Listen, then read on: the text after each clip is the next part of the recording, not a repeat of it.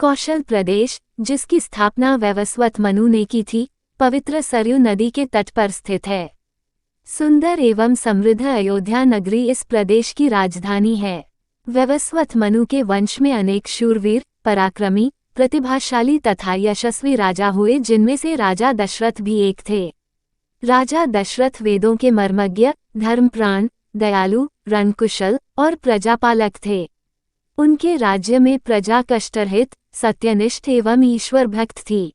उनके राज्य में किसी का किसी के भी प्रति द्वेषभाव का सर्वथा अभाव था।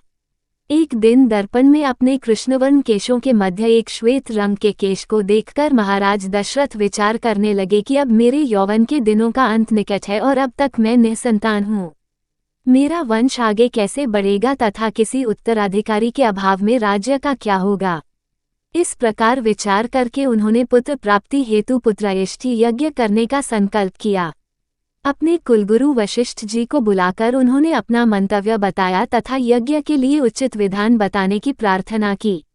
उनके विचारों को उचित तथा युक्तियुक्त जानकर गुरु वशिष्ठ जी बोले, हे राजन, पुत्रयष्टि यज्ञ करने से अवश्य ही आपकी मनोकामना पूर्ण होगी, ऐसा मेरा विश्वास है।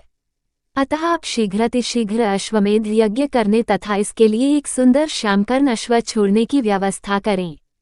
गुरु वशिष्ठ की मंत्रणा के अनुसार शीघ्र ही महाराज दशरथ ने सरयू नदी के उत्तरी तट पर सुसज्जित एवं अत्यंत मनोरम यज्ञशाला का निर्माण करवाया तथा मंत्रियों और सेवकों को सारी व्यवस्था करने की आज्ञा देकर महाराज दशरथ ने रनिवास में जाकर अपनी तीनों रानियों कौशल्या, कैकेयी और सुमित्रा को ये शुभ समाचार सुनाया। महाराज के वचनों को सुनकर सभी रानियां प्रसन्न हो गईं।